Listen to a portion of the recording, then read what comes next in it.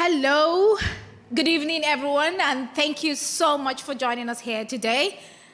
As we celebrate Gender Day today at COP28, talking about different issues including the intersection of climate justice and gender equality, the intersection of climate justice, gender equality, sexual reproductive health and rights, climate finance, climate adaptation, etc. We are here today to actually hold a session on the theme, No Climate Justice Without Gender Equality and Sexual Reproductive Health and Right.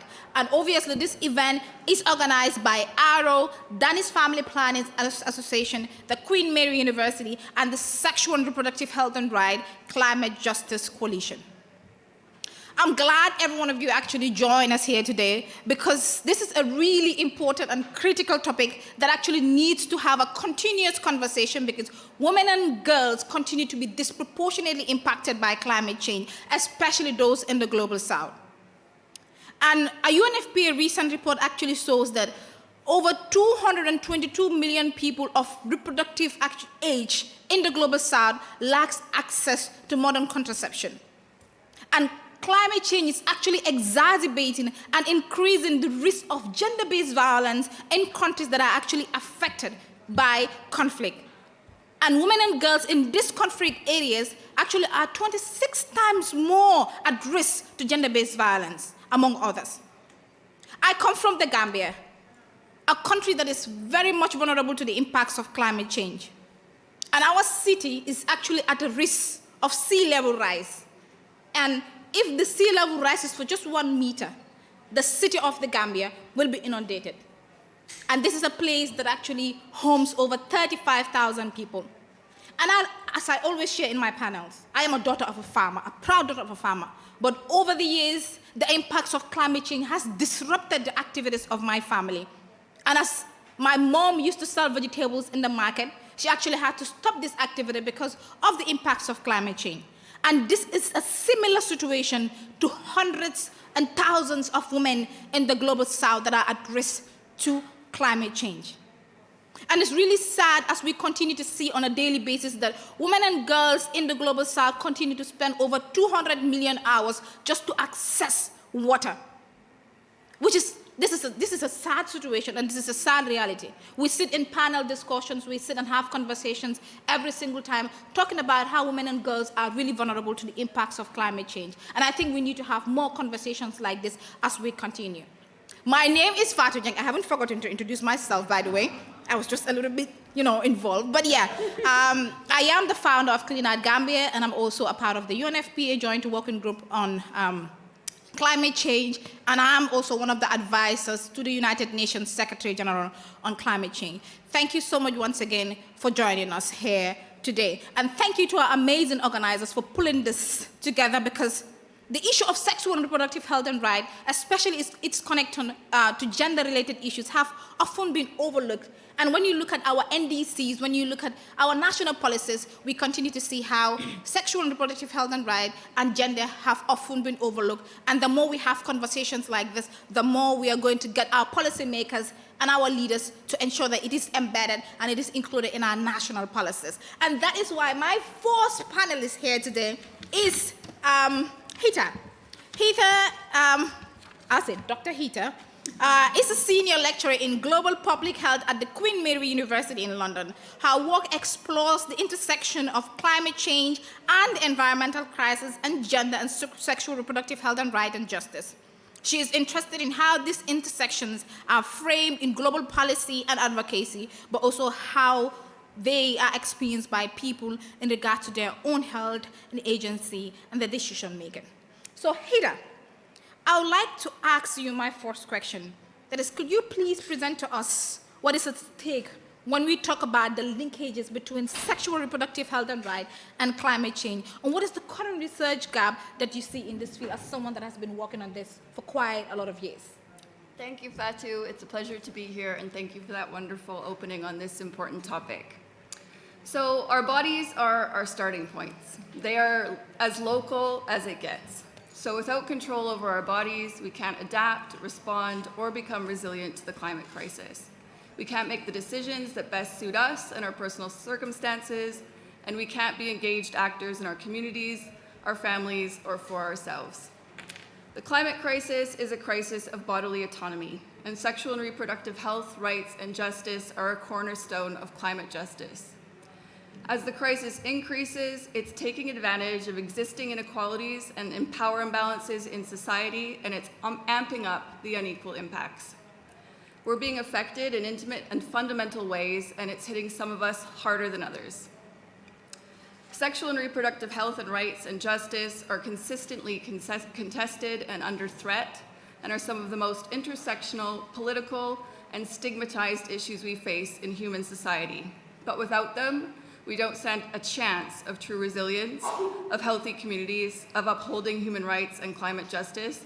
And for these reasons and more, we need to take urgent and decisive action that leaves no one behind.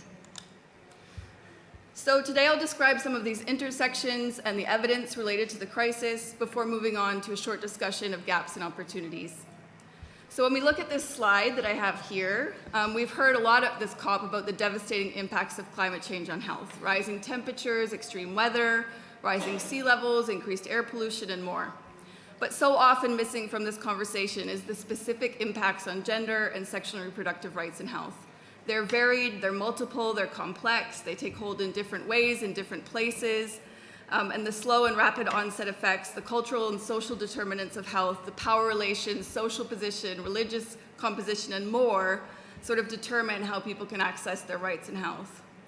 People with strong and acute SRHR needs are often holding less power in society and are vulnerable to stigma, patriarchy, homophobia, transphobia, and onwards. So this is really an acute point where you see not only kind of physical violence and suffering, but also structural violence and sort of built-in inequalities.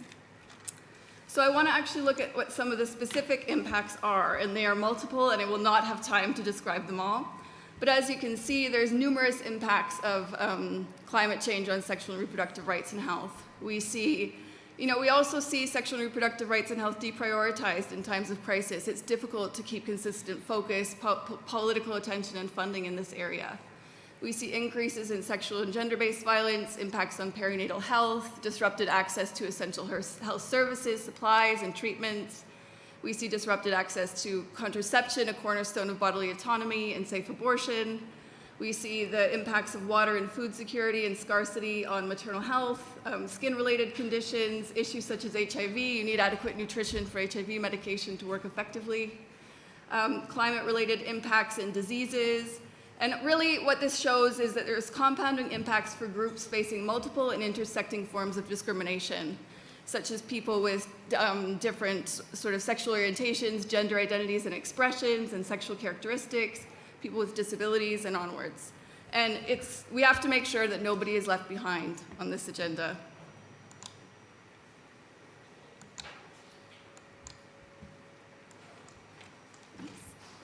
Just trying to advance my slide. I think the system itself wants us to have an ice break after this insightful introduction that you've already given. Okay. Technicians. I can continue. Because really we have this evidence, but it's not enough. We also need key concepts, we also need ethics, and we also need to guide our action with sort of orienting principles as well. And so I want to introduce reproductive justice and environmental reproductive justice as essential to us understanding this intersection. So the reproductive justice movement is defined as being about not only the right to safe abortion and contraception, but also the right to have children and to parent children in healthy environments, something that's being undermined by the climate crisis. It distinguishes itself from sexual and reproductive rights and health as being more focused on access and social justice than choice and legal rights. In the lead up to the 1994 ICPD, a group called Women of African Descent for Reproductive Justice met in Chicago and launched reproductive justice as a movement with the aim of giving voice to the most marginalized women, families, and communities. It's a response to the long history of racist oppression of Indigenous women, racially marginalized groups, and trans and non-binary people, particularly in relation to experiences of forced sterilization, population control, lack of access to adequate sexual and maternal health care, and ending violence against women, girls, trans, and non-binary people. So there really is no climate justice without reproductive justice. Environmental reproductive justice extends that concept and was coined by Mohawk midwife Katsy Cook. And ERJ, or Environmental Reproductive Justice, brings together the principles of reproductive justice and environmental justice and talks about how the crisis impacts social and cultural reproduction as well, such as the ability to continue cultural practices, care for family and children, and really urges attention to the ways that you can't really take out the environment from our fundamental well-being and our access to a fair and equal society. Similarly, climate justice helps us think about how it's not just an environmental crisis. We're facing a social, economic, and political crisis, and none of these impacts are felt evenly. This isn't by accident, but it's because of existing systems of power and oppression in society. So it brings together an intersectional approach and aims for more equitable sharing of the burdens and responsibilities of the crisis and fights for solutions that center social justice. And finally, intersectionality really talks about the ways that people experience multiple and intersecting forms of discrimination and considers how categories such as race, class, sexuality, ability, and onwards come together, overlap, and can result in privilege and oppression. So an intersectional approach is essential on making more visible the ways that people are being impacted by the crisis and accessing less power in society. So these are principles that we use to guide our action, and I also have a set of key questions that we also use to guide our action. Hopefully they'll appear to you in a moment on the screen. But these questions that we have are important, and they're things such as whose reproduction is supported and whose is discouraged, who is being supported to access rights, to access health. Are the solutions that we're putting forward to confront the climate crisis going to replicate the logics, issues, and drivers that we've seen so far? Or are they likely to build more justice? And how are they impacting the most marginalized? So who's got the burden? Who's being asked to adapt, respond, and become resilient? And are we sure that we're not embedding the problems that created the crisis we're in the solutions that we propose? And this has been an issue, and it's been an issue in our space of sexual and reproductive rights and health. And that's part because we've seen agendas more strongly in the past, but they are an issue in the present that use things like access to family planning in instrumental ways, trying to argue that population growth is a driver of the crisis and that the solution to the crisis could be found in women's bodies. We oppose this framing, we oppose these logics, and we know what the true drivers of the crisis are. We know that there's no bodily autonomy without access to essential things like family planning and contraception, but this should not be used in an instrumental way. This should be used for people's agency, autonomy, and human rights. So these are questions that we use to help us orient our action to. I'll quickly move on to a couple of the intersections. And while there's lots of time and space on some of them at the events this year, I just want to emphasize a few key points. So there's growing evidence on perinatal health and the impact of climate change on pregnant people. We see these impacts in direct and indirect ways, and there's some focus on this because it's a focus on health at COP this year. But also what's really important to note is that many of these impacts are facilitated by environmental racism and inequality. So papers from the United States are showing how people of African descent are hit harder because of more environmental exposure and less privilege, essentially. And so if we ask whose health, rights, and reproduction is supported, we can see that these are acute points of reproductive justice. So we see the impacts on perinatal health in disasters and displacement, changes to vector-borne disease patterns, increases in poverty, anxiety and stress, impacts on mental health, heat and air pollution with a strong growing evidence base on that, access to maternal nutrition, access to water, and just the general undermining and disruption to the health service. We also see growing evidence on the linkages between environmental crises and gender-based violence. And gender-based violence is part, although it goes beyond, sexual and reproductive rights and health. But this is a specific threat to women and girls who are disproportionately affected by complex emergencies, such as extreme weather events and forced migration. And we see more and more data coming out on this intersection too. But what's important to note here is that what we see here is not just specific to climate change. And we have these separations in the policy space of climate change, biodiversity, pollution, waste crisis. That's not how people experience things on the ground. They experience them all at once. And so it's important for us to see that, there are multiple crises affecting people and undermining them every day, and sometimes our policy domains are too siloed, and we need to think about this in terms of people's lived experience. And one further intersection, and like I said, there's so many that I wanted to cover quickly, is just the scholarship on activism and eco-reproductive concerns. Because essentially people are saying that their fertility intentions are changing, their reproductive desires are changing, and this is for multiple reasons, but including because people don't feel safe enough to make the vulnerable decision of having a family. And while there's visible activism and research on this in the global north countries, this is an issue, and what this survey have highlighted here shows, as well as really excellent primary research by IPAS in Bangladesh and Mozambique, shows that it's impacting reproductive decision-making for some people in very immediate ways and for other people in more existential ways. People don't feel safe enough to have children, and some are ringing the existential alarm and using something as fundamental as birth to really bring into view the existential stakes of the crisis that we're in. It attacks our ability to make vulnerable decisions, to feel safe in our bodies, and to feel like there's a reasonable future. So quickly, I want to move on to some of the gaps and opportunities. I firstly want to say that there is enough evidence to take action. We need more, but there's enough for us to be moving, for us to be doing things, and to be taking action on this really critical intersection. We don't have enough evidence and information on the impacts of climate change on sexual rights and health. And this is underexplored, and I think that's in part because these are issues that are political, stigmatized, and sometimes difficult to represent at the country level. But this includes, the impacts on people with diverse gender identities, sexual orientations, characteristics, transgender communities, and also the specific sexual and reproductive health and rights of people with disabilities as well. We also need more evidence on the efficacy of programmatic responses, and in general, we need more robust study designs. That's mixed methods, participatory and co-designed approaches with, not for, communities, implementation studies, and moving towards stronger levels of evidence on what works. Research organizations need to meaningfully partner with grassroots community organizations, including with capacity building and supporting and developing the ability for evaluation, evidence generation, and research. And this will help us increase locally led disaggregated data collection and recognize the very context-specific but complex intersections and diverse realities that can exist even one local area. Increasing funding for health, which is something we've been hearing about, adaptation and loss and damage, has to have a specific mention of SRHR. It's not enough to say gender. SRHR affects everybody, and the issues are specific.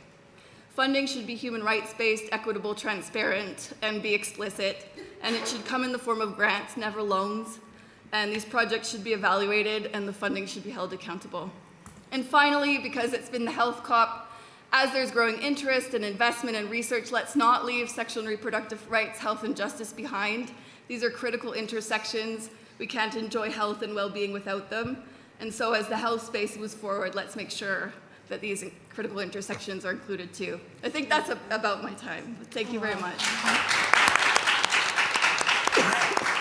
Thank you so much, Dr. Hita. I think you actually really did a great job sharing with us the intersection and the linkages, as well as the research that have been done. And a few of the things that I actually found quite interesting for me is the fact that, especially in the global south, the fact that we continue to experience and face food insecurity and malnutrition, especially breastfeeding mothers and children and infants. Because when the impacts of climate change again occurs, they don't have access to basic agricultural services or just to even feed themselves. And these things are actually exacerbated when it now leads to conflict between different groups like farmers and herders, like how we have seen in countries like Nigeria and Niger. And these things continue to make mothers and children at risk to other climatic conditions as well as other humanitarian challenges. And also with this that you've also mentioned on the issue of the displacement as well. Just recently, the last rainy season in the Gambia, we saw a lot of mothers and children actually displaced from their homes. They did not have where to stay, and they had to seek urgent humanitarian support, which did not come on time. And the other fact that you've also mentioned is especially on things that needs to be done, is to increase funding. And I mentioned that yesterday in one of the panels that I actually moderated. I found it quite shocking that just 1% of global climate financing goes to women-led organizations. That's a joke to me, because we continue to call for an increase in gender justice, in climate justice, in the climate spaces that we are in, and the funding that we receive for women-led environmental organizations cannot even do anything for them. So we need to look at the issue of the financing, and as you've mentioned, to invest as well in health, and health that has a connection with sexual reproductive health and rights and gender issues. It's good that last year we had the Force Who Pavilion at COP27, but it needs to go beyond that. We need to make sure that when we're investing in health, it also needs to look at the intersection with gender and sexual reproductive health and rights. So thank you so much for bringing that connection to us and the intersectionality, because I think it's really important to get these things out, for people to know about it, to hear about it, because with that, we can continue to have more conversations among us, especially between our policymakers and our funders. Thank you so much, Dr. Heta. And that will bring me to Pratima. Pratima, we shared a panel yesterday, and she was so inspiring, because she shared the work that she's doing back home in Nepal, and I'm really glad to share another panel with her where I am moderating again. I hope we don't see each other again in another panel. But yeah, so Pratima is the, she works with the National Indigenous Disabled Women Association in Nepal. She's an academic activist, and she is also a faculty member at the Patmakia College on the Tribhuvan University since 2005. She also contributes as an expert at the National Direction Disability Committee under the Ministry of Women, Children, and Senior Citizens. We also, it looks like we have two academics in our building, and it's really good we get the perspective from people in the academia as well. Thank you so much. Pratima, my question will be for you to actually share a reflection of the work that you have been doing over the years. Thank you. Thank you for being me here in this rich discussion. I'm Pratima Gurung, and I would like to thank the organizer for having this rich conversation. I'll be sharing some of the lived experience on the ground, and that clearly outlines amplifying voices of the indigenous women and girls with disabilities on the nexus of climate change and sexual and reproductive health and rights in collaboration with ERO. So we're talking about intersectionality, we're talking about intersectional theme, we're talking about intersectional identities. So where do we see?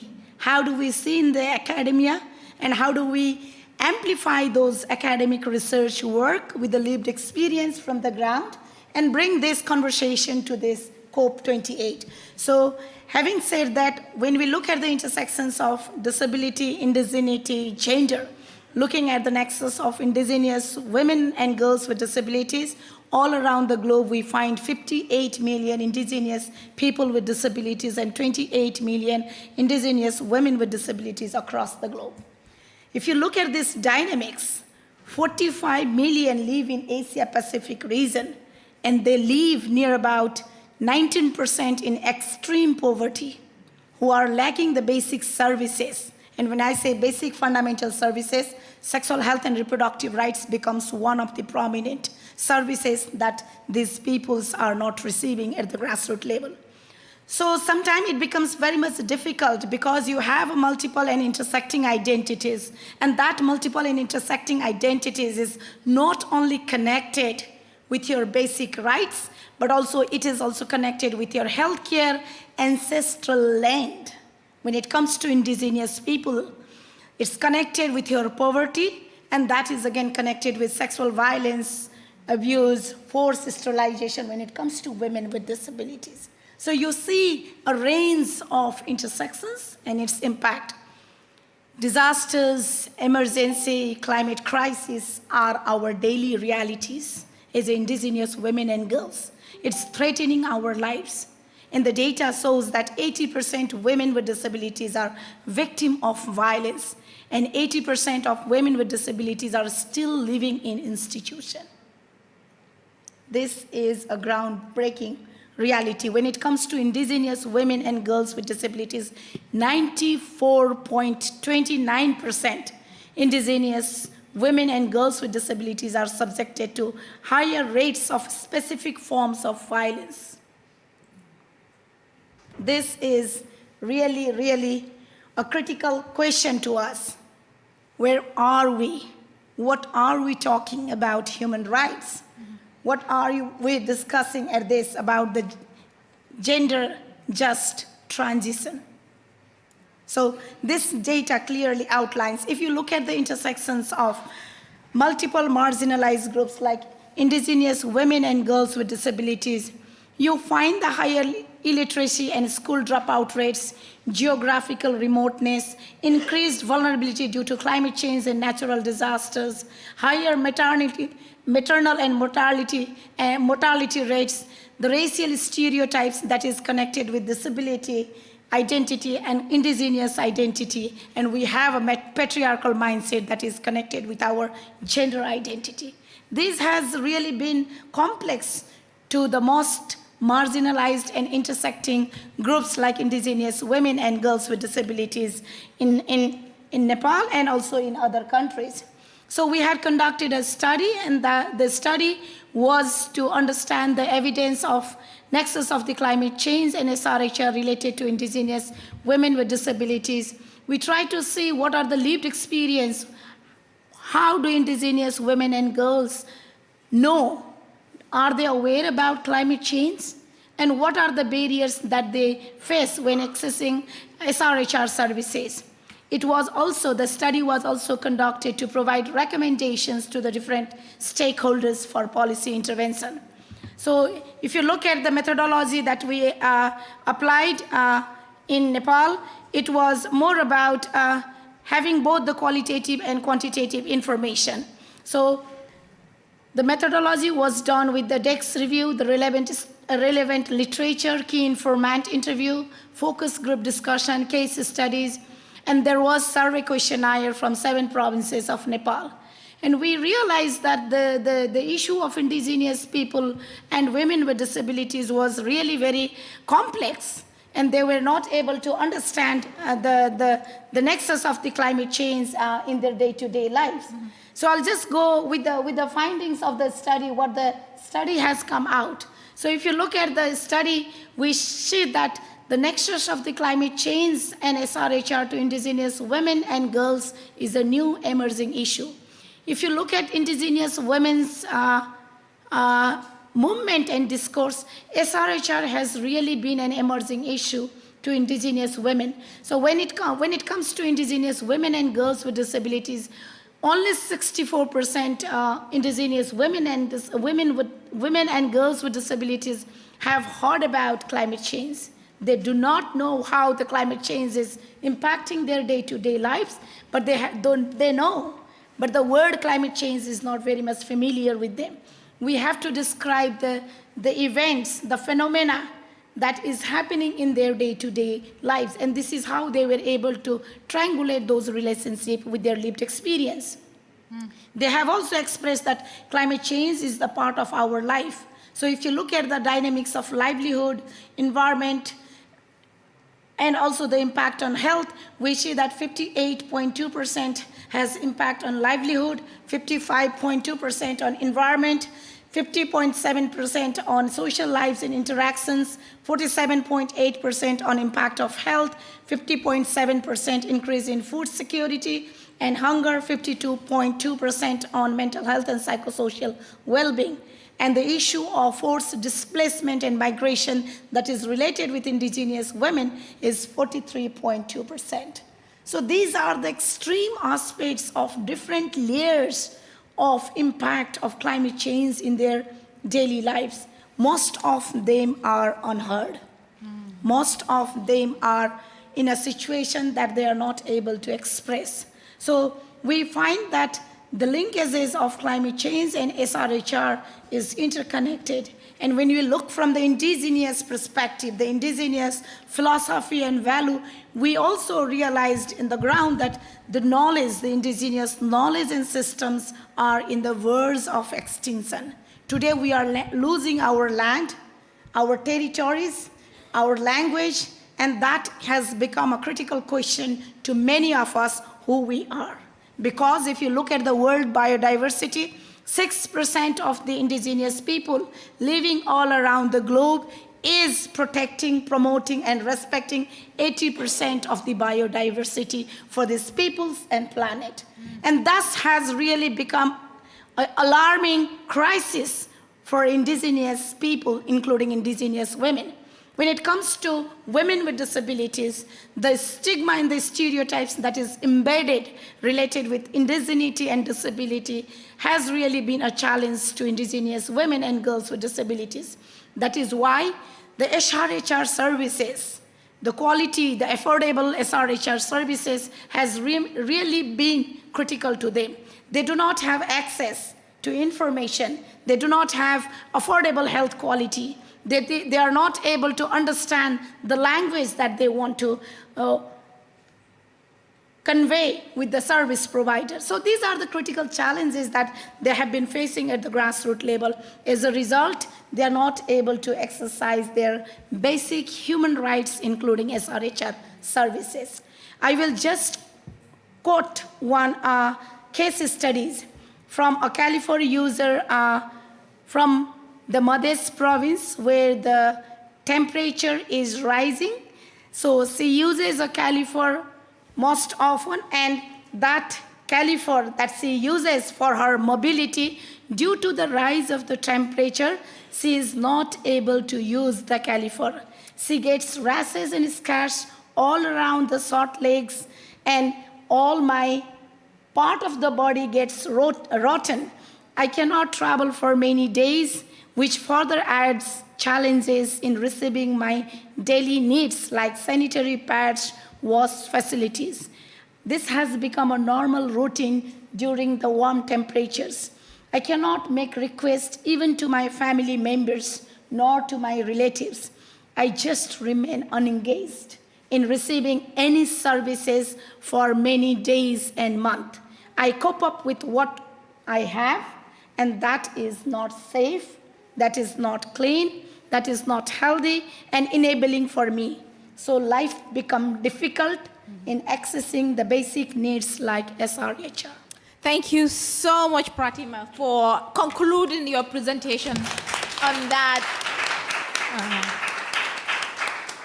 Thank you so much for sharing that life experience that people in Nepal, especially indigenous women living with disability, continue to face when it comes to the climate crisis. And thank you so much for also bringing us the figures, because I did not know until now that there are 28 million indigenous women that are actually living with disability globally. And this is quite a number, and thank you so much for bringing that to us. And as you've mentioned, we need to have a gender-just transition if we want to make sure that we address the climate challenges that we're facing. And the fact that you also brought in the issue of the school dropout issues, because at the end of the day, we continue to see how globally young women and girls to be specific, in the global south, continue to be impacted, especially their education, when climate-related impacts occur. As the Malala Fund report actually shared 2 years ago, that 12.5 million girls actually lack access to education, especially in the global south, when they're impacted by climate change. And this number is expected to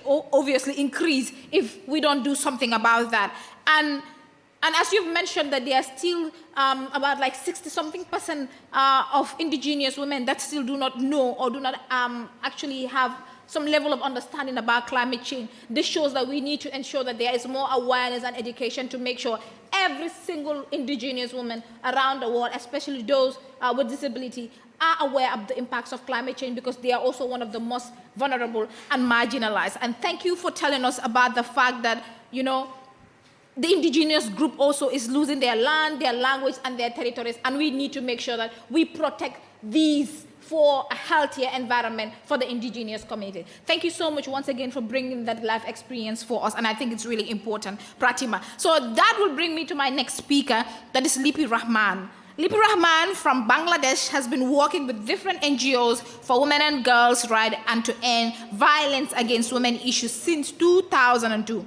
She is the executive director of the Badabon Sango, founded in 2016 in the southern part of Bangladesh, an organization that supports women, particularly vulnerable women such as widows, religious minorities, and women with disabilities to increase access to and control over lands, property, and water bodies, fisher folk, women's rights, climate justice for women and girls, and returnee women migrant workers.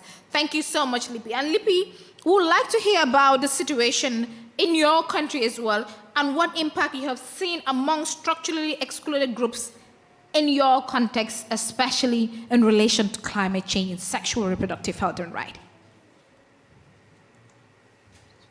Okay. Thank you, Fatu, and thank you for having me here in this much-needed conversation in this COP28. Our organization based in the southwestern part of Bangladesh, and that is called Sundarban, and we are working in Mongla sub-district, that is in the Khulna divisions. And our research is talking about the impact of climate change on SRHR of women and girls in the coastal region of Bangladesh. And we have done the policy research and also done that what is the impact of climate change and sexual reproductive health of women and girls in this particular area, because it is near in the coastal belt area, and that we are working in since 2016. And what we have actually got in this, that the first thing in our research that we got the child marriage, because Bangladesh is the highest rate of the child marriage, and there are several reasons, but the particular reason is in this coastal belt area, the poverty. That we have found out that there are many diversity in this poverty, but poverty is one of the reasons. But I found out that women are saying that we will our girls are married off because we will have less burden on the fresh water. I didn't know that before this research. This is one of the research findings that is shook us, that also that fresh water can be a reason, and also that gender-based violence, because it's increased a lot during for these climate change issues, because that the livelihood of this area is changing, and male members are leaving, and they are leaving with, and also that when as I'm also talking about this water, the fresh water, that women are managing this water, and they are getting this water from far, and when they are having this water, they are leaving behind their they are not in time for their household chores, or they are not cooking in time, that they are also late, and that time husbands got furious and they actually beat them, and also this domestic violence happened. Also that that when the husband is not around, or male members are not around, that the community members, the male members sometimes harass them, abuse them, and this is also that gender-based violence. And also that when they go to bring the water, on the way they are being harassed, and even rape cases are there that we are dealing with. And also that antenatal and neonatal health care, that we have found that that potential correlation between elevated salt consumption during the dry season. They are having this salt water. As I said, that women tend to take care of their family members and the children and the husbands and the male members. They are keeping this water for the male family, and they are having this salt water. And when a pregnant woman drinking this salt water, it is bad for them and for their children. And that is they are having this for both of the mother and the baby, and these outcomes can happen right away or over the time, and include problems with the liver's functions also, and lower platelet levels, slow fetal growth, and premature delivery and maternal health, as well as post-natal mortality. Also they are having kidney diseases, and also the other kind of preeclampsia is happening there. And unsafe abortion is also another concern induced by climate change, because while the number of childbirth, the childbirth is increasing, and this unsafe abortion is mostly related with this, that mother, that women and the childbirth, because they are having. I can tell about a case that a woman, a 17-year 14-year-old girl who got married and got pregnant, but her husband did not want the child, and but he did not give her any solution, but he asked her to get rid of the baby, and she got the medicine from the local pharmacy, and she had the abortion, but she didn't know that it is not safe, and eventually she died for the safety. Yeah, this is, I'm actually talking about one issue, but there are other, one case, but there are lots of cases are there. And also we found out that SRH services, sexual reproductive health services, is not inadequate there, because there are local hospitals, that is one government hospitals, but that is not well equipped, and they do not have that proper medicine, and they can treat like, that if you have fever, this kind of treatment they have, but if they have, the mother and the other issues, that most of the women, we have found out that they have that uterine prolapses and other, gynecological problems, but they do not get this treatment there. They have to go far, but that is very cost effective, and they cannot, they have to suffer a lot. And the other issue is that trafficking and migration, that due to poverty, or also that I talked about that climate change, that they have to, the mother, the salinity is one of the problems that is changing the, agricultural system, and that's why the livelihood also changing, and that why it is related with this, because when male members are leaving the wives and the family and other and also sometimes that women are going different places for looking for the jobs, because there are export processing zones in this area, the coastal belt area, that women are taking the jobs, and especially the young girls. At that time, they fall prey to human trafficking. Also, that mother leaving their children for uncared, or for in care of their grandparents. Sometimes the children being trafficked. And migration is a big issue there, because they have to migrate a lot, and in displacement, because for the tidal surge and the river erosion, it is happening. And through this, there are other issues that we have found out, that there are not talked about. That's SRHR research in this area or in our country, and also that not talked about issue, because most of the NGOs are male-led, and also that researchers are male mostly. And this is one of the findings. And also that there are few recommendations that we have talked about, that we need strict compliance with the National Action Plan to end child marriage. Also that, sorry, I need to look at my, and need immediate and effective water solution, rainwater harvesting that we need, and government is working, and we are also working on that, but that is not sufficient. And also strict immediate steps to be taken, establish special HR services, and also that we need ensuring that healthcare facilities in the coastal region possess the requisite equipment, medications, and properly trained staff to provide MR, and also raise awareness regarding gender-based violence and existing support system like victim support center, one-stop crisis support, and legal system, aid system among marginalized communities. And there are other recommendations that there are lots of recommendations actually, but I actually here mentioned some of the recommendations that need to be taken care of, and effectively integrated sexual and reproductive health and rights, disaster risk management process, and national climate actions plans. And I think my time is up. Thank you. Thank you so much. Really sorry that I had to actually look at you, because the time is really ticking, but thank you so much for sharing these recommendations that you have in place. I think because these are really important ones, especially setting up one-stop centers, providing services for women and girls, especially on the issue of sexual and reproductive health and rights services and climate-related issues. And I think you've mentioned a lot of other things in your presentation, especially with the fact that women-led households again are mostly at risk when climate disasters or climate-related challenges occur, and this is obviously, I think, a cross-cutting issue, especially in the global south, where majority of women-led households, when climate disasters occur, they are left there and they continue to be more vulnerable without access to services, most especially early warning systems.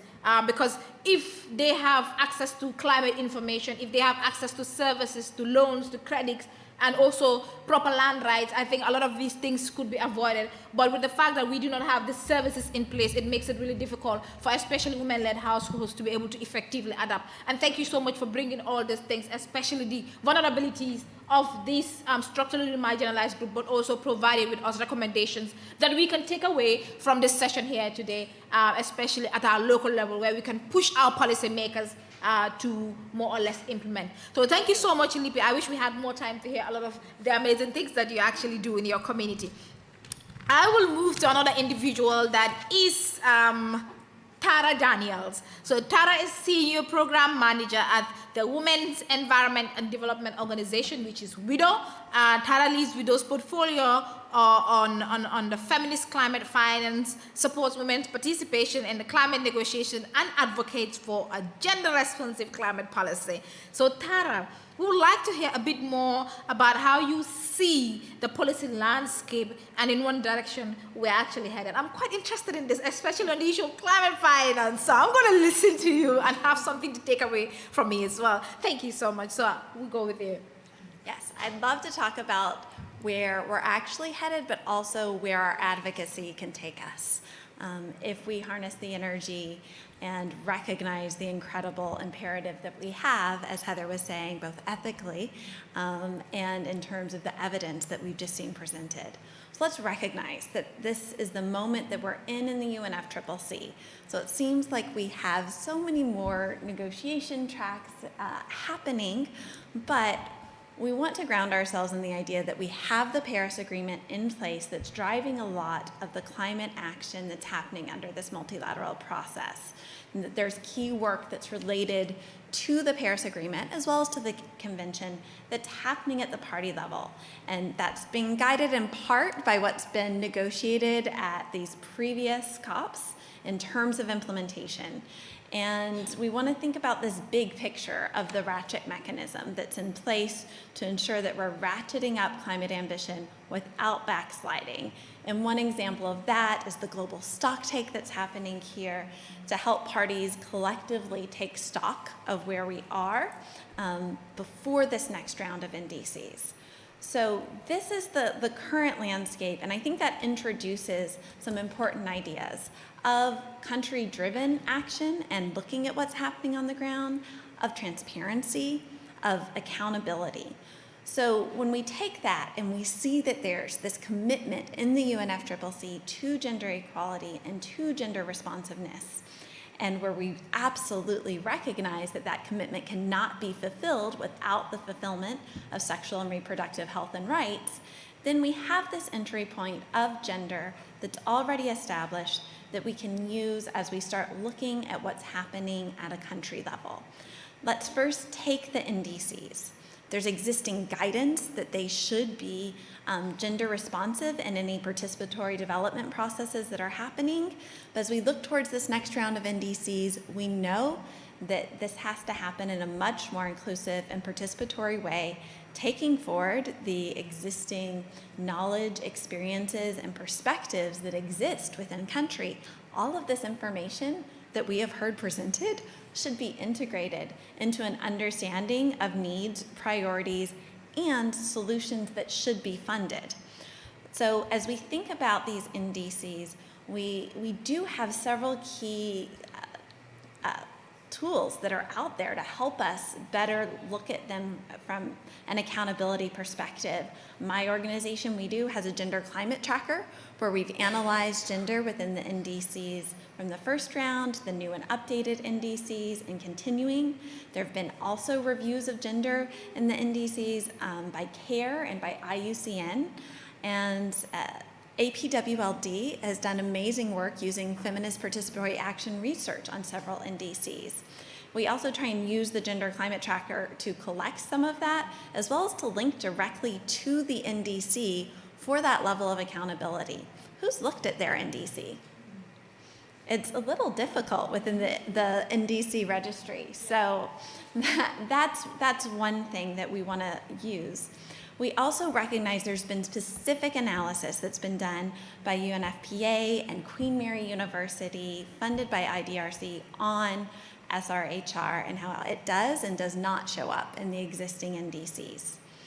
We also have NAPs, National Adaptation Plans, and the latest information coming from the NAP Global Network and work they've also done with Women Deliver, and looking, again, specifically at SRHR in NAPs, is that only 58% of them had one or more components of SRHR, even though many of them were recognizing health as a priority. We're going to get back to that health point in just a minute. And Fatu brought up this incredible inadequacy that we have when it comes to funding flowing directly to the local level, to women's organizations and diverse gender groups that are driving climate action. And so I want to also highlight the climate finance processes that we should be advocating for more participation and engagement in at a country level, recognizing, in fact, last year, the COP set forth guidance to the Green Climate Fund that during its readiness process, which is a country-driven process where they're prioritizing and identifying projects for scaling up and doing stakeholder consultation, that this readiness funding could be used for the development of national and subnational gender strategies as they relate to climate. And so we've established that those cannot be true national and subnational gender strategies related to climate unless they are addressing and grappling with the implications of SRHR from an intersectional perspective. So I think it's important as we look at these opportunities and entry points that we recognize that we have an obligation in this room and in these various networks to share these experiences in order to really drive this advocacy. That's why platforms like the Gender Climate Tracker exist, why civil society networks such as the Women in Gender Constituency exist, why the SRHR and Climate Justice Coalition exists, in addition to these individual events to help continue driving conversation and sharing of experiences. And I would also mention this is not just happening with civil society. National gender and climate change focal points have their own networks, and these cross conversations should be happening. So I want to, if I have time, moderator. I'll give you just 1 minute. 1 minute, excellent. I want to also say that this another key policy opportunity that was introduced, of course, is health. And so what do we do to ensure that we get SRHR into the text in the future? So we've had this climate and health declaration that I think will be informing future text, but recognizing the timescale at which many things happen within this process. But we know that it did not center or even include SRHR. I would note that this process of the UNFCCC also should be complementary and coherent with other multilateral processes where we are discussing health more, but that again is subject to the long time scale. And I would say that sometimes one way to start having those conversations on complementarity would be trying to get mandated workshops or dialogues or facilitating processes where we can share out from what's happening, such as ICPD 30, when we start looking at how we can bring in knowledge from other processes into the UNFCCC. That is one potential possibility as we see parties may have agreed in other areas or have a greater understanding, the same way that they're pulling health ministers now into this climate process. I do think there's the potential for pulling SRHR using health as the entry point and that understanding that we cannot fully talk about health without talking about SRHR. So as we're looking at the existing gender mandates and provisions and the hopeful anchors that we're going to have for health, I am hopeful about our policy landscape, but I know it's going to be driven by the commitment, the advocacy, and the continued funding of women's rights organizations that are doing this work. Thank you so much, Tara. Thank you so much for bringing, the global perspective of gender and climate in the UNFCCC space.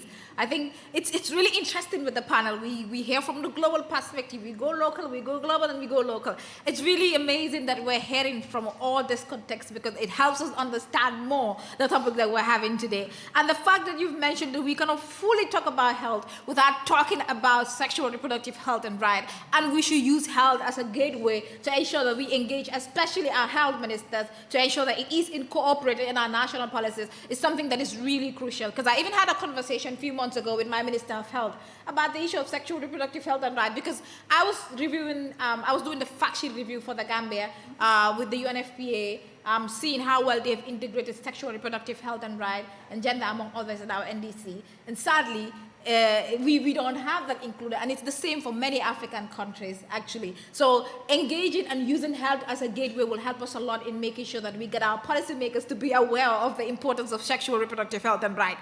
And yes, I continue to make the best use of the gender tracker. It has been very helpful for me. I have it on my phone. When I have things to look at, I just look at the tracker. So please make the best use of the gender climate tracker. It has been quite helpful for me. So again, we'll move on to the local perspective and move on to our last speaker, that is Jane. Jane is the dedicated and result-driven individual who works at the Center for the Study of Adolescents in Kenya as Policy and Advocacy Officer. She holds an undergraduate degree in social work with a Master's of Arts degree in project planning and management. Jane has over 10-year experience in the sexual reproductive health and rights sector, working with different stakeholders and different vulnerable groups. So Jane, we would love to hear a bit about the integrated programmatic approach and some of the positive effects, results, such as the integrated approach that you are going to be bringing about to us. So we'll also love to hear about your experiences, especially working at the national level and the local policy space in Kenya, especially in the context of sexual and reproductive health and rights and gender. Thank you, Fatou, and I'm happy to be here in this panel addressing the nexus between SRHR, gender equality, and climate change. So I want to take you all virtually to the global south, more specifically to East Africa. I hope we are all going there virtually. And in East Africa, let's go to Kenya. And in Kenya, let's go to the coast. At the coast, there's a county called Kilifi County. It's one of the coastal counties in Kenya, where we are implementing a project on sexual reproductive health, rights, and climate change. So in this particular county, the poverty levels are quite high. The education levels are also low. And the food insecurity in this area is high because it's a coastal county, and really they don't do much of agriculture, and they rely on food import from other counties. And access to sexual reproductive health, rights, information, and services is already a challenge due to the strained health systems in the country. And therefore, you can imagine with the challenges that already exist in this county, and now with the impacts of climate change on top of that, what the residents of this particular county go through. Imagine a young woman who is a fish trader. Currently, there are floods in Kenya, especially at the coastal region. And the floods have made roads inaccessible, access to food is also a challenge, and of course this is due to the impacts of climate change. And unfortunately, the coast region was worst hit during this particular time. So imagine a young woman who engages in a fish trading business, and with the floods that are going on, she's not able to get enough fish to sell from the, of course, in this particular region we have the Indian Ocean, so she's not able to get enough fish to sell, which means she's not able to get income to take care of her household as she would wish to. And the roads are also not accessible, which also means that she cannot access sexual reproductive health information and services when she needs to, and which essentially means that she cannot exercise her health rights due to the impacts of climate change that they are currently witnessing in Kilifi County. So the project has our project objectives. We look at them in two different aspects. We have advocacy, whereby we are advocating for SRHR to be included in policies and plans in the country.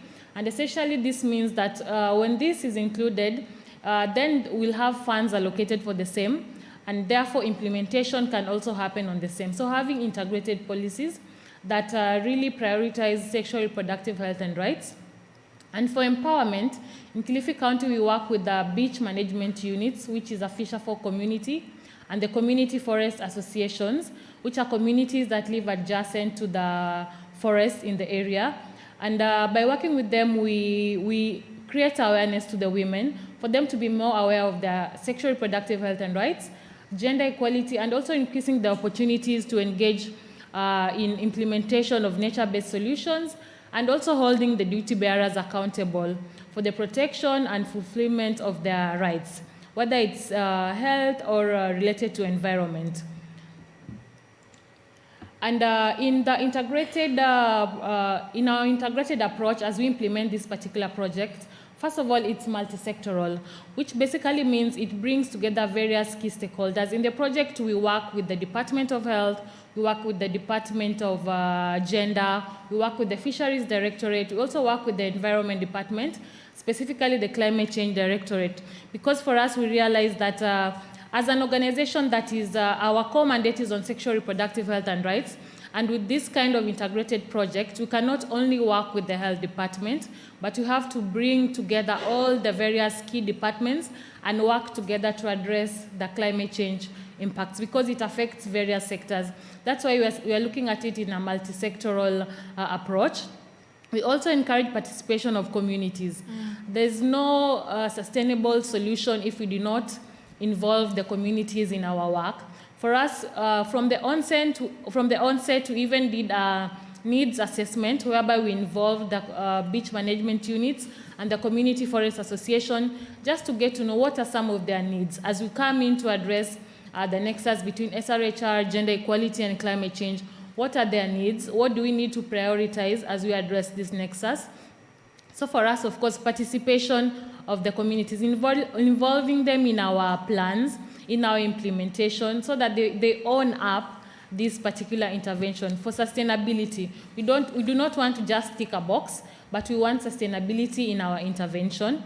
And in a gender transformative approach, we also look at it, whereby, of course, when we talk about gender issues, we're looking at equal opportunities for both men and women. And in this particular context, of course, we've engaged in trainings with the groups, whereby we also encourage women to equally engage in nature-based solutions through the trainings that we offer.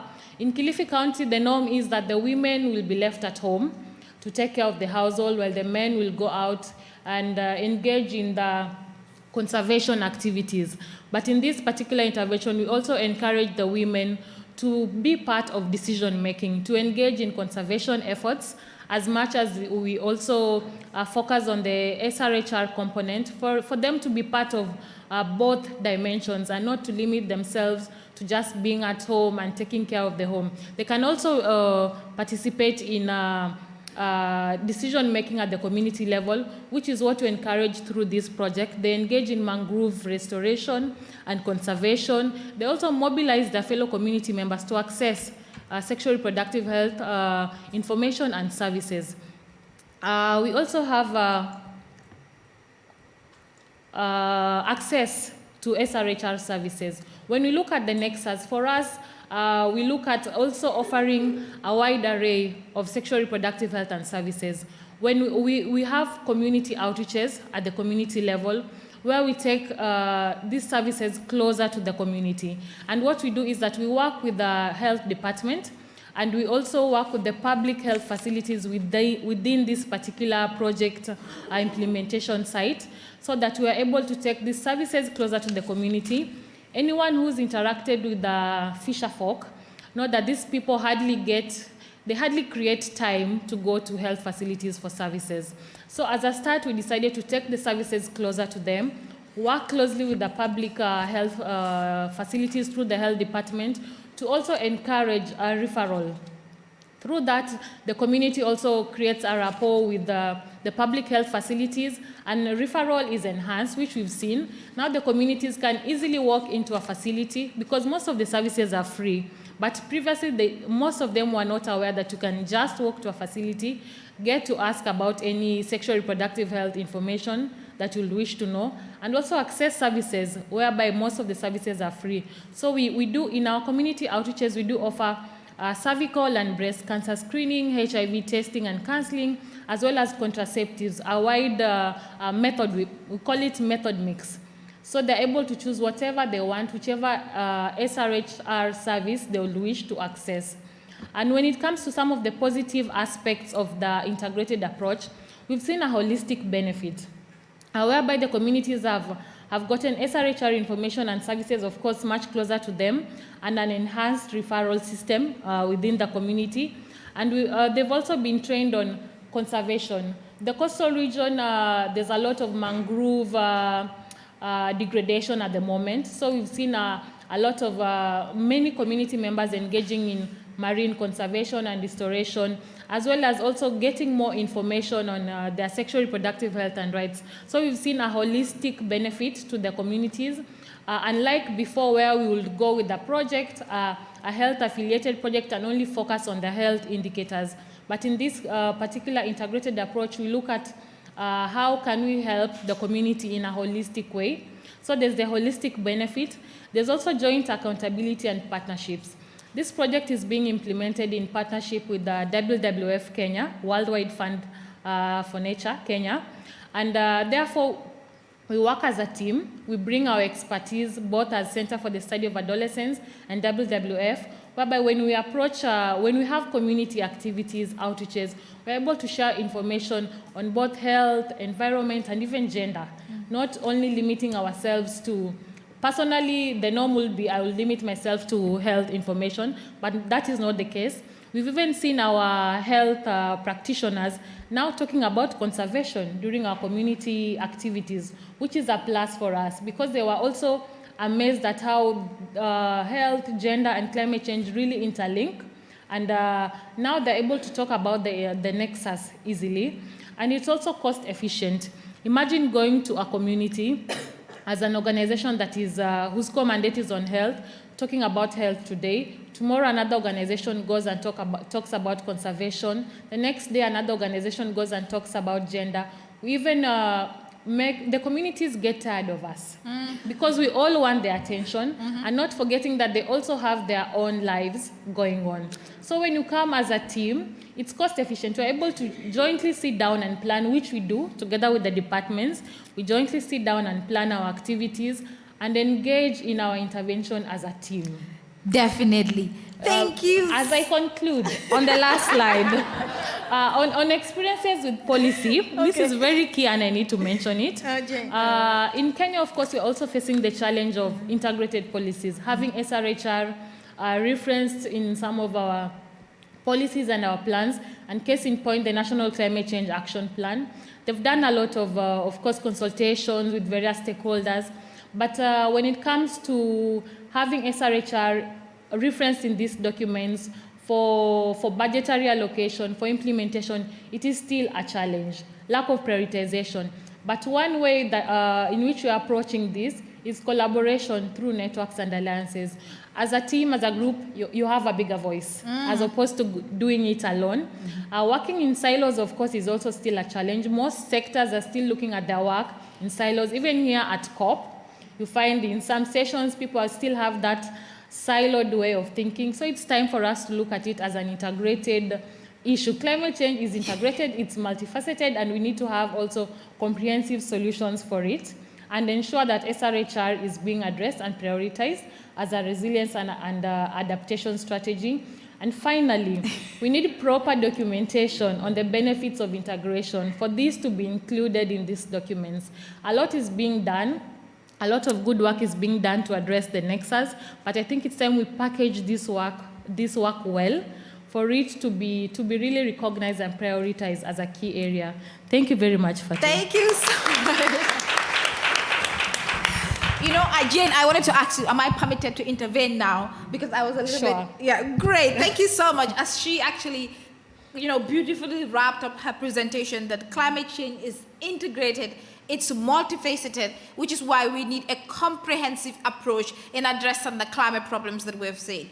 So, you know, it's really amazing that she actually brought in the power of community-based approach in addressing climate change, because this is something that sometimes we tend to forget. If the community is not included, if we bring in projects to these communities that are vulnerable to climate change without consulting them, without making sure that their voices are included, their recommendations, their concerns are all integrated into the planning, the implementation and evaluation of the projects and the programs that are done, we will fail.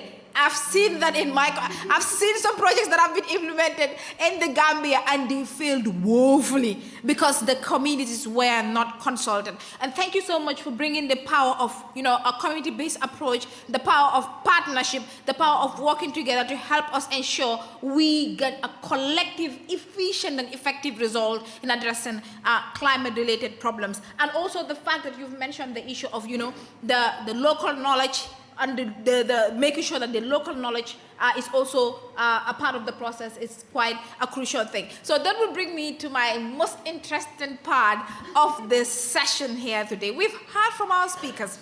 They've talked about, you know, the academic, the research, the links between climate change. We've talked about at the national level, especially in Nepal, how climate change affects women and indigenous groups. We've also heard from Bangladesh about the work, especially with indigenous people as well. And we've heard from the global policy level from WIDO, especially on climate finance and women's participation. And we've beautifully heard from Jane on the issue and the importance of a community-based approach and inclusion in the gender as sexual reproductive health and rights space. So you all have been here for an hour plus already, and you have listened to what we've talked about. I will now open the floor to hear from you, especially questions that you will have for our speakers so that they can take time or turn in responding to your questions. So if you have a question, please raise your hand. Oh, that's how we're the youngest delegate at COP. She's doing, can you please give her a round of applause for me, please? Thank you so much. So that's the first question. Do we have another? Yes, thank you. 2, 3. More of a comment than a question. Awesome. So Red Cross has implemented community-based projects where we go into, and I just finished the first leg, so I can talk about it a little bit, where we go into communities, ask them specific types of questions, and when we've collated the whole thing, we go back into the communities, share what we have with them, and then seek to figure out what type of projects they want to do with the information. So I know we had talked about yesterday in terms of going back to communities and sharing the information that we get from them. So there is a possible best practice from the Red Cross that we could possibly look at for implementation. Thank you so much for that contribution. We hear from, yes, please. Going back to Thank you so much, moderator, and thank you so much for the sharing your experiences and what you are doing and the research. It was interesting to listen to the ladies, and for me, it's more of a comment. And of course, there are so much discussions. Of course, we are discussing about women. My name is Richard. I come from Uganda, and it's of course, yeah, there are those and Jenny's presentation. We do something similar to what Jen is doing. And sometimes one of the things we've noticed is that when we are talking about women empowerment, gender equality, and then we forget to engage men in our projects, then we are missing a point. And I think even when we are talking about integration, or I think we need to look at the holistic engagement of society, not only engaging women, because if we engage only women, we forget the institutions, then we're missing a point. If we are engaging other women and we engage and forget the policy makers, we are missing the point. When we engage the women and we miss the men, and we only engage men, we are missing the point. One time we had a project, again, similar, in climate change and the SRHR. We want women empowerment, gender equality. So we started having men's groups and women groups. So we are engaging men to honor, respect the rights of women, and of course get involved in family affairs, stop gender-based violence, Now, these men, the women were wondering, what's happening to my man? I burnt the food, he has said nothing. He's saying, his reaction is different. There is something wrong with my man. And this woman now starts engaging the man. What's happening? Have you gotten another woman? Have you done whatever? So when we engage only men, I think we need to look at this thing holistically, even when it's only women are more affected, but we need also to engage the men and to engage them at one point together so that we tell them, we need to respect the rights of these women. We need to promote the rights of these women, but also we need to teach our young boys, our men, we need to involve them, not only involving women. Thank you so much. Thank you so much. So we will tell the organizers to hold another session where we'll have men and women seated together so we can have a more holistic conversation as you've recommended. So she actually raised her hand. Thank you so much for that contribution. Thank you so much. He has already asked my question. My question was, where are the men and boys in the whole on different projects? Because they also have different sexual and reproductive concerns and issues. Mm-hmm. Thank you. Can we please see the men give us a round of applause? If you are a man, can we hear the noise and see whether we have men in the room? These are the men that we have in the room. Thank you so much for joining us. Do we have another intervention? Hi, I just thank you so much for such a great panel and very interesting questions, comments regarding men. In our research, so I work at IPAS, and our research in Samburu in northern Kenya, we specifically are doing focus group discussions with the Moran, who are young, unmarried men who are agropastoralists.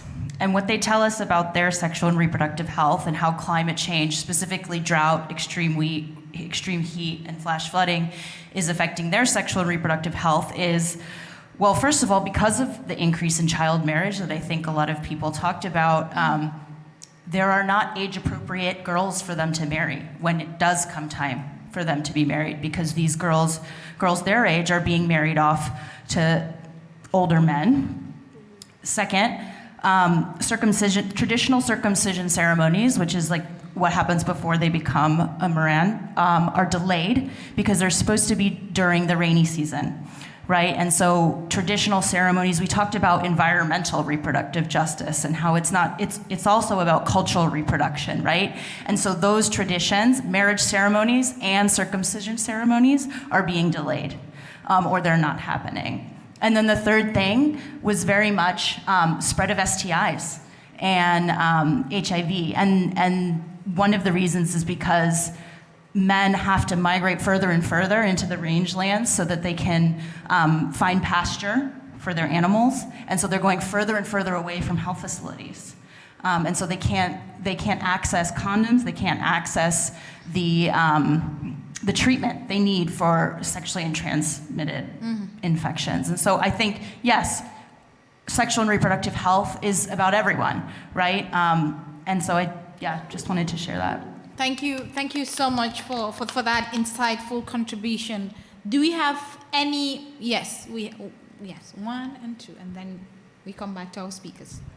Good evening, my name is Terry. I work with women in Kibera, Kenya, and just a comment on the issue of migration and sex work, where mostly women are affected. And I feel like migration is an adaptation technique, and when they're migrating because of maybe extreme floods, and now you have to take care of your family, there are no jobs, most of them go into sex work. And in Kenya, sex work is criminalized. So, like even as Jen was saying, looking at the intersection between the two, it's criminalized, it's a sexual reproductive health right, you are a woman, a patriarchal society, and I feel like when you're talking about holistic approach, you need to look at it like that it needs open mindsets. Yeah.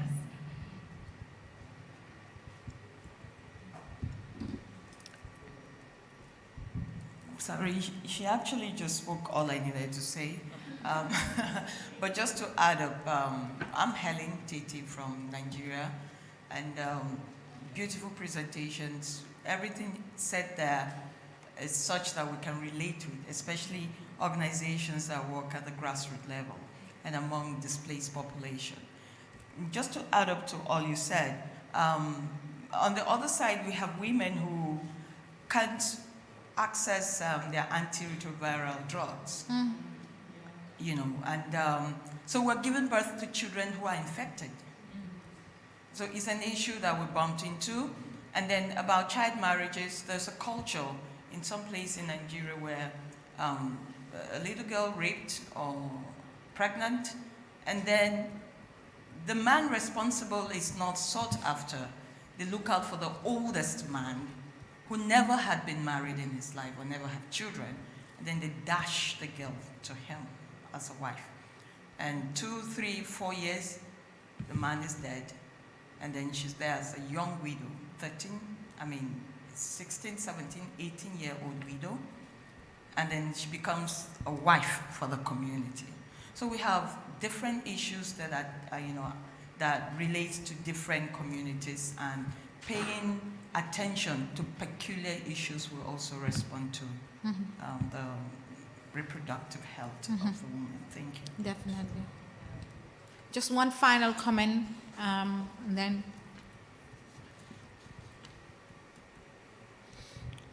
Hi, my question is just a purely speculative question. When do you think we will see more than gender, as in the SRHR, within our COP framework documents? So, which of our speakers would like to respond to that question? Yes, I think, yes, Tara, you might be the best to respond. Next year is the final year of the Gender Action Plan under the UNFCCC. We have to negotiate the next phase of what comes. They are at this COP deciding about the timelines for submissions, for review, for the conversations that are going to inform that next phase. Rather than speculating about what's possible, I think we need to focus on what's imperative and the ways in which we bring forth this evidence, this understanding, and this clarity that we have around SRHR into these processes through both submissions from civil society as well as direct advocacy with parties.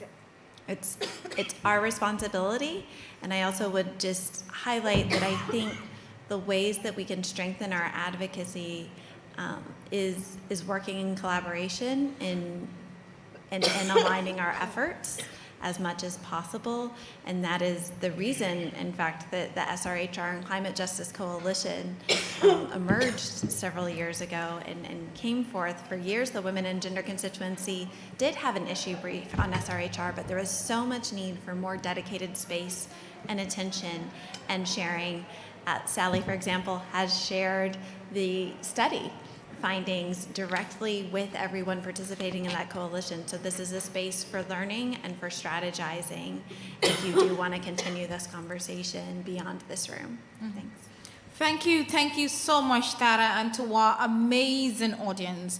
Before I finally wrap up the event for today, I'll just ask a surprise question to my speakers after hearing from everyone and after also hearing from our audience. Sorry about that. Yes, and after hearing from our audience, sharing their different perspectives as well.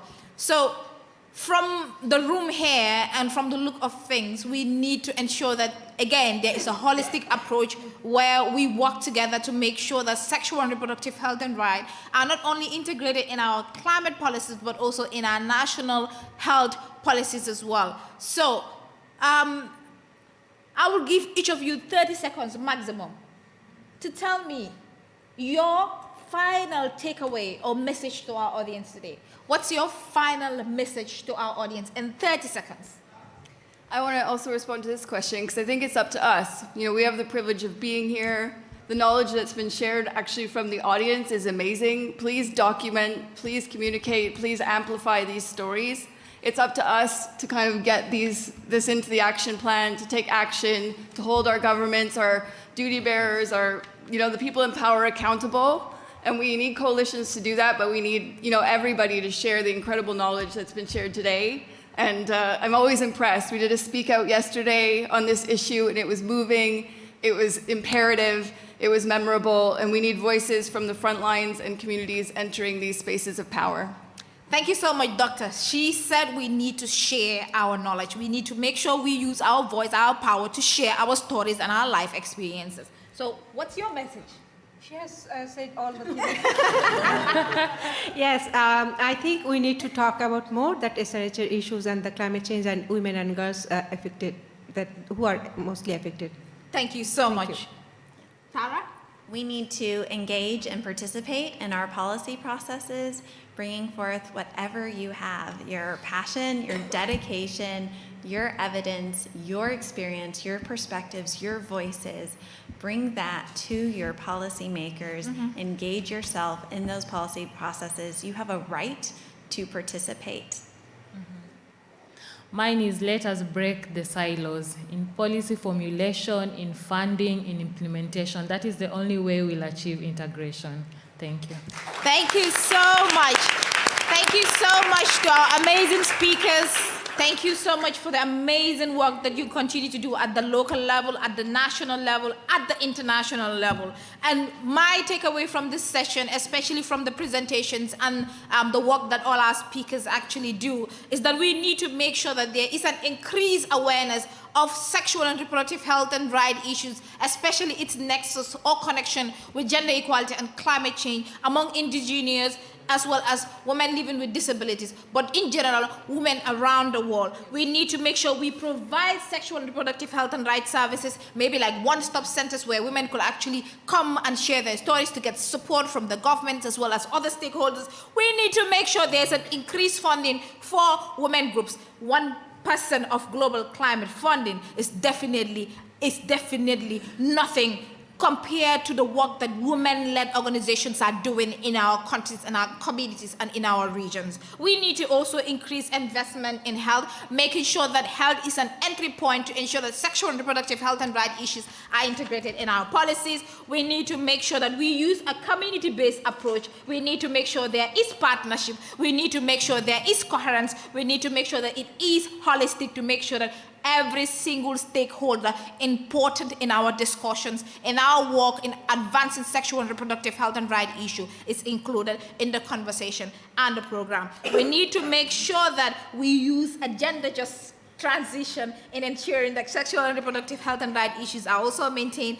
And finally, my second to last thing is accountability and transparency from our leaders. It's really important. We need to make sure we hold them accountable for the promises that are made, because promises made without promises kept and fulfilled is just words on papers and documents, and we have that a lot in our climate space. We need to make sure they are implemented at where it matters the most, the local and the national level, where communities impacted by climate change do not see some of the resources. And finally, we need to also involve men in the conversation. We do not leave you behind. We are leaving no one behind in this conversation on gender equality, sexual and reproductive health and right, and climate justice. Thank you so much once again for joining us here today.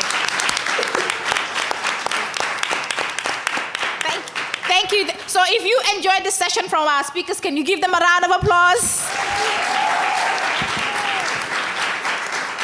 If you are also happy with the organization from ARO, Danish Family Planning Association, Queen Mary University, can you give them a round of applause? And if you learned something here today, can you give yourselves an amazing round of applause? And if you're going to go back home to share the knowledge that you've learned, give yourself a round of applause. If I did a good job, give me a round of applause. Thank you so much. We stick to, and to the technical team, can you please give them a round of applause?